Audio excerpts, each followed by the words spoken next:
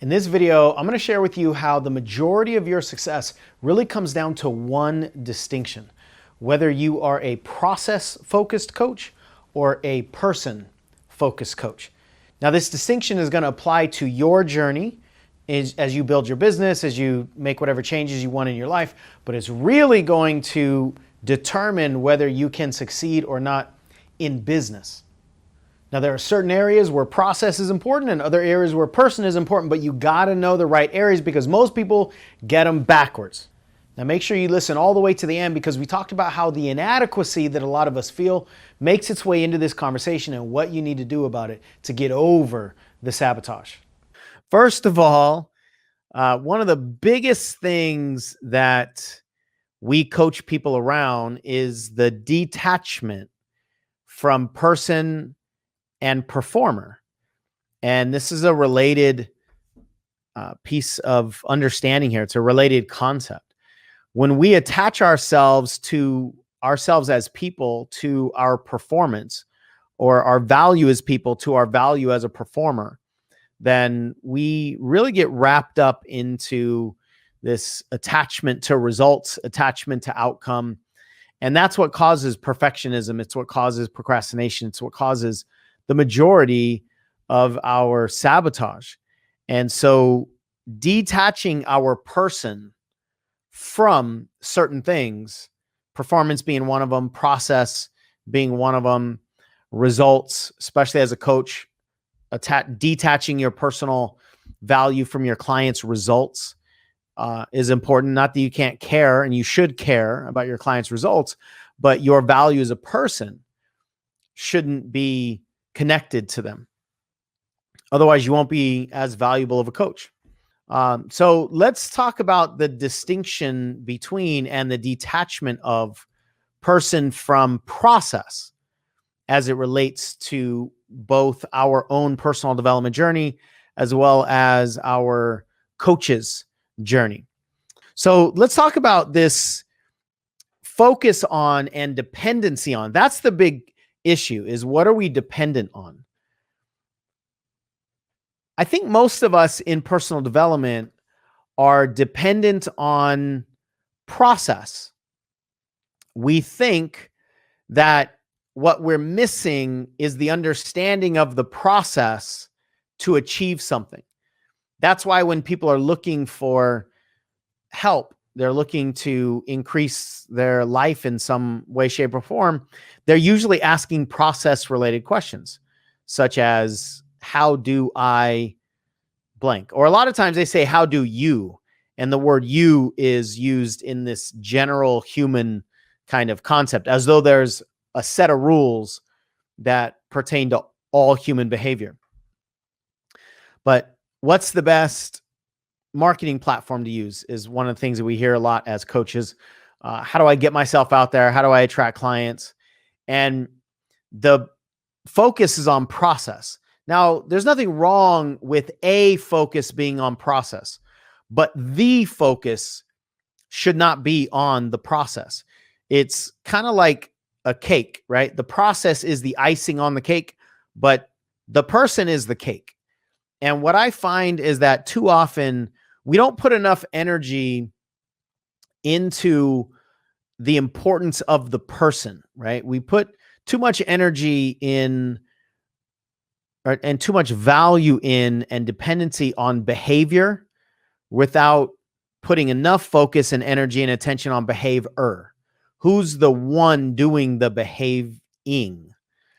And then if I understand the person underneath the behavior, then I can help that person change their behavior. But if I don't understand the person underneath the behavior, and all I know is that I should stop having midnight cravings of chips, or I should just start exercising more. Like, most of us fully understand what we should and shouldn't do, but we can't make the changes because there's not enough focus on the person underneath the behavior. And when it comes to our behavior change, when it comes to us making shifts in our personal development, the more that you just put the dependency on the process and the information of the process, the more that you are probably going to be unstable. Think about it. If your dependency is on things outside of you, information outside of you, circumstances outside of you, then what kind of stability do you have on yourself? So if there's too much of a dependency on the process, then the trust in the person is lost, or at least it's diminished, right? One of my favorite quotes, I probably won't say it word for word the way it's meant, but the essence is, a bird sitting on a branch doesn't put its trust in the branch. It has its trust in its own wings, meaning the branch can break, the branch can break, and the bird can still fly because the bird trusts its wings. And that's because the bird's trust is more in itself than in a process or a circumstance or an environment. But we're taught so often, and it's easier to think that the way to make our changes is to change the process because it's easier, right? It's not as easy to change the person, and most of us don't like the idea that we might actually need to shift in some way as a person. It'll just light up our inadequacies, or it'll make us feel vulnerable, or it'll make us feel less than, or it's embarrassing, whatever the case is. So because we are programmed to avoid the embarrassment, to avoid the vulnerability, we put this dependency on the process, but it actually keeps us in that same state of lacking in trust of ourselves. And it also perpetuates the problem, or the story rather, that we are the problem. And that might not make sense the way I just said that, because if we believe that we're the problem, then why would we focus on the process? Right, exactly. It doesn't make much sense, but what it does is it keeps the focus on the process. And then when the process doesn't work, we think that we are the problem. So it perpetuates the inner story that we are the wrong ingredient. And really, it's because we don't actually put our focus on the right process that has us at the beginning of it, that has us in the middle of it. There's nothing wrong with focusing on a process. Of course, we need a process to make change, but that process has to be built upon us as a person, rather than us fitting ourselves as people into this assembly line process that we think is going to work for everybody, because we're taught that it works for everybody. We're shown that it's guaranteed for everybody. We're shown all these testimonials. So then when the process that's not built for us doesn't work for us, we think we are the problem. And it's not that we are the problem, that we need to change as a person. It's that the process is not built for us. So a process is important, but our process is what's important. Our invisible, not invisible, although that would be amazing. I guess sometimes it's invisible, but our individual process is what's important. And so this is this inside out approach that most people don't want to do, because we think that it's going to be difficult, or we think it's impossible. And we're just looking at this lens of trying to constantly protect ourselves from vulnerability or from being exposed or whatever. But that's actually the best way to change our lives, because it is putting the onus in and the responsibility on ourselves, which means that we will be more stable. If we think that the process is where we should source our confidence or our certainty, then we won't be stable as a person, because as soon as the process doesn't hold in a certain set of circumstances, then we don't know what to do, because we've put all of our eggs in that basket. So if we've put all of our confidence in a process and the process doesn't hold, somebody else doesn't follow the script that we think they're supposed to follow, or our expectations aren't met because we think the path is supposed to look one way, process, but the path looks a different way. So everything that we've put our trust in, which is the process, is broken because it doesn't follow our expectations. Then what do we fall back on?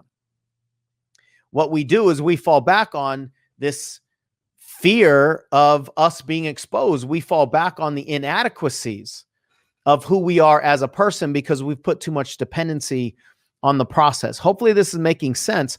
I'm saying it from several different angles because it's a concept at the core of personal development that must be understood.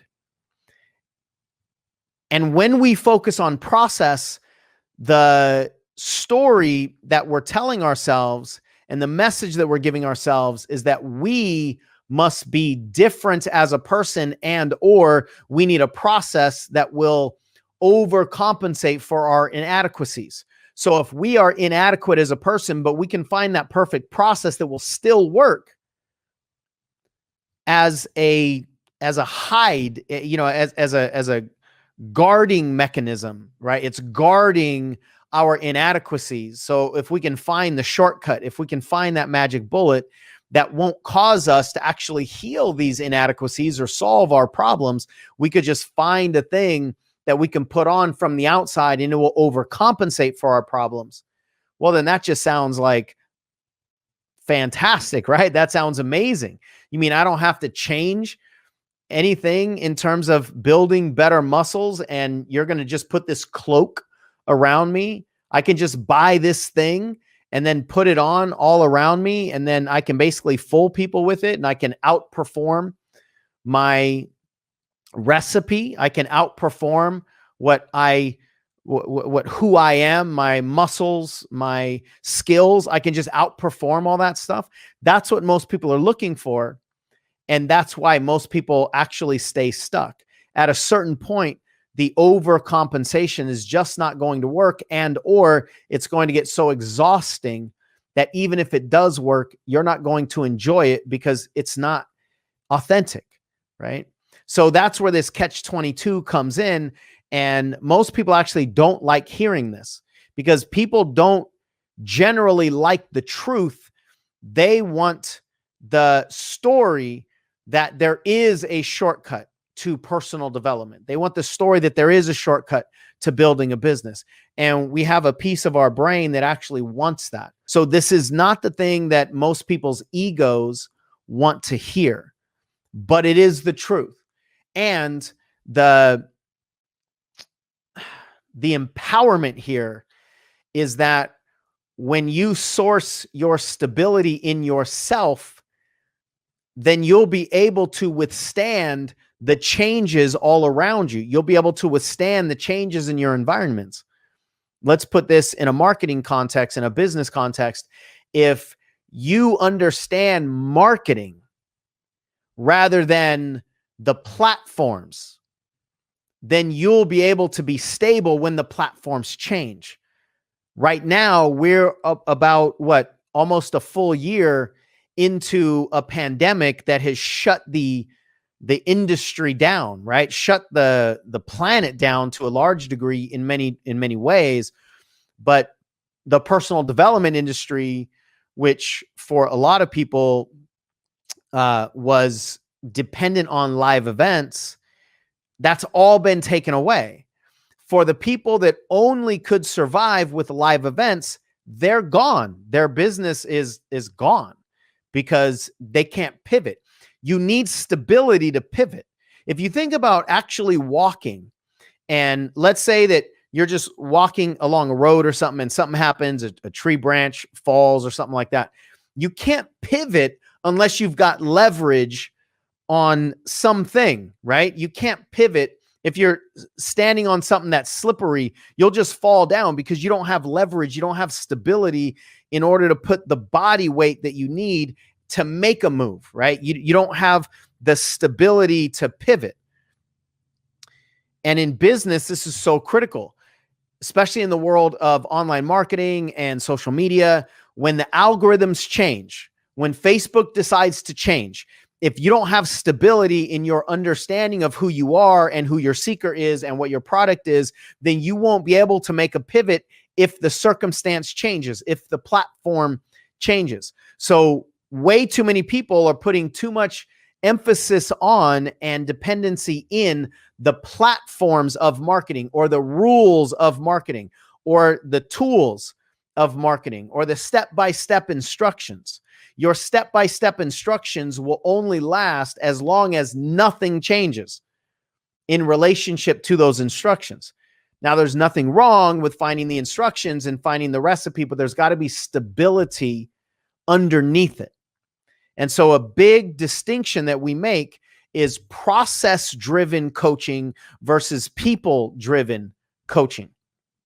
Number one, when you focus on process-driven coaching for your clients, then all of your confidence is going to be found in the exercises or the tools. We just actually broke down one of the exercises in one of our coaching programs, one of our certification programs just before this video. And one of the conversations that we had was basically all around the process. We taught a process. And when the coaches were looking at the process and all the different steps, there was actually a lot of anxiety around it. And we had to break down what the process is built upon. And this isn't process driven as much as it's client driven. So there is a process, but you got to understand the client that's going through the process so you can change the process when necessary and not change the process when necessary. But everything is driven by the client. So in coaching, there are two main distinctions or two main different philosophies. There's people driven and then there's process driven. Another way to put it is there's client driven and then there's curriculum driven. If you're curriculum driven, then you can't do transformation, which is fine. If that's what you want to do, that's totally fine. If you want to teach a curriculum or you want to teach a process, that's fine. But you can't transform the human if all of your awareness and all of your confidence and all of your certainty is only in the process. So there are two different lanes, two different paths. Both of them are valid. But if you want to produce the outcome of transformation, you can't be stuck on the path of process and curriculum and content only. If we take that concept and apply it to a business, you are the product. It's critical that you create processes based on the product.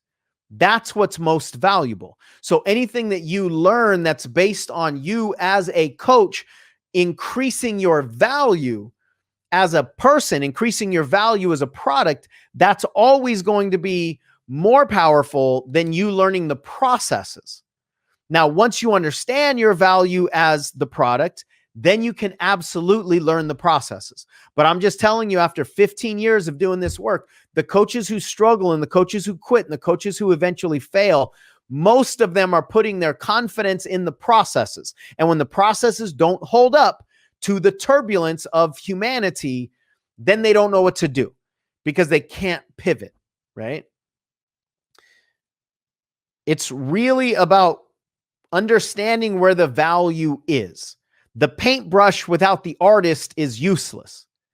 If I put all of my energy on the paintbrush, if I buy the perfect paintbrush, but I don't know how to use it because I haven't studied the art of painting and I haven't put the energy into my value evolving as an artist, then the paintbrush in my hand is useless. And one of the things that's really critical is to understand the difference between commitment to success and commitment to mastery. If you commit to mastery as a coach, you can be successful. If you commit to only success and you're looking for the shortcuts to the success, you'll never reach mastery. And what people demand nowadays and what they're attracted to is not success, but mastery. They're attracted to the coach that can pivot, and they can tell when they listen to the language of a coach that's only talking about process versus a coach that's talking about the person and the process. And what I'm telling you is that your clients will trust you more if they know that you understand person and process rather than only understanding process. So if you are focused on mastery, which I think this new world that we live in is demanding that, mastery is found in the mechanic. It's not found in the machinery. Mastery is not found in the processes of building a business. Mastery is found in understanding the increasing of the value of the product of the business, and then putting processes around that product. And I'm telling you, as a reporter, this is just what I've seen. It's what I've learned personally as well. And it's what I know is the difference between creating stability and creating dependency. If you're dependent on the process, you will always be unstable. You might succeed as long as the process doesn't get tested, but that doesn't happen all that much. If you think your abilities as a coach is found in your understanding of and your memorization of coaching exercises, well, then just wait till your first client doesn't follow the script. Then what are you going to do? If you don't understand the power of, you don't understand the animal called transformation, and all you have is confidence in these exercises, you're not going to succeed, because clients can feel that.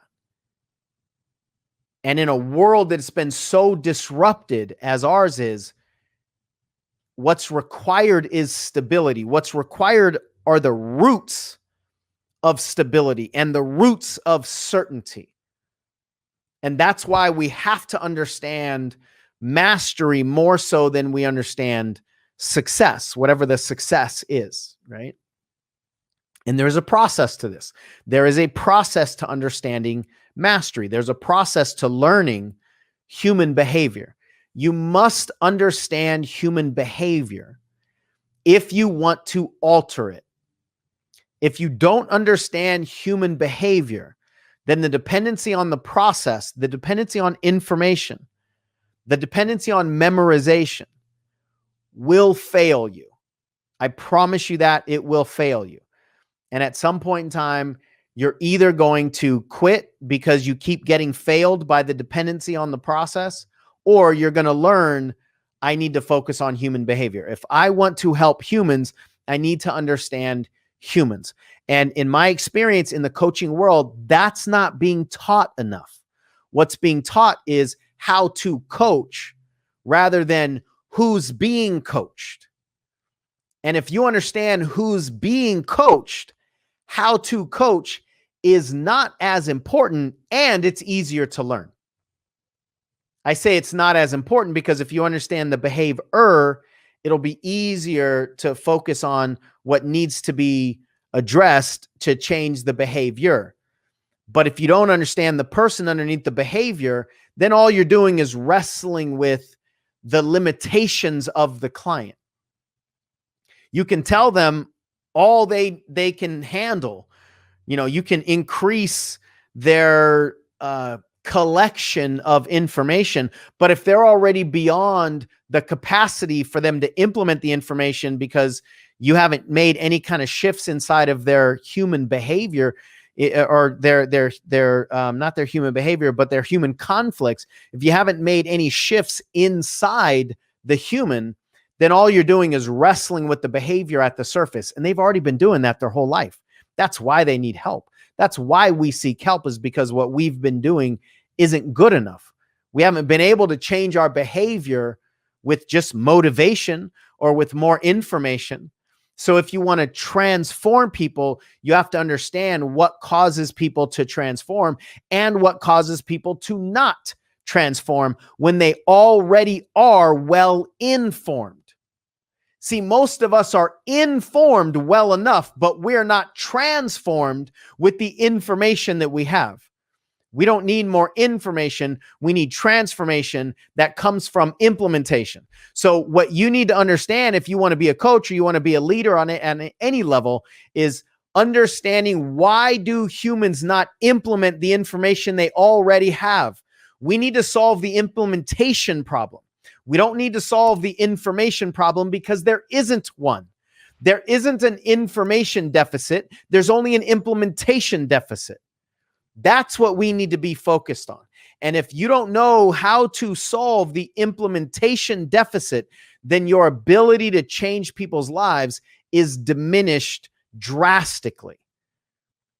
And all you can do is hopefully give them a little bit of information a little bit differently than they've gotten before, and or motivate them to give them the illusion of the capacity to change. And even if you win either of those two games, it's going to be short-lived. So if you want foundational change for yourself personally and foundation to build a business upon, then this is what you've got to understand, is the depths of human behavior. Now, if you like this video, check out that video where we break down the top 15 reasons that coaches fail. They're going to hire you. And I can make a pretty solid case that if you're not attracting the kind of clients that you want, or clients at all, or you're not building the business, or you're not taking the action that you know you should be taking, it's a certainty deficit. You don't have a high enough certainty, because when you get to the point where you have a certainty in your skills as well as yourself and your seeker, the way you take action, the way you move through the world is different. And most people never cross that line.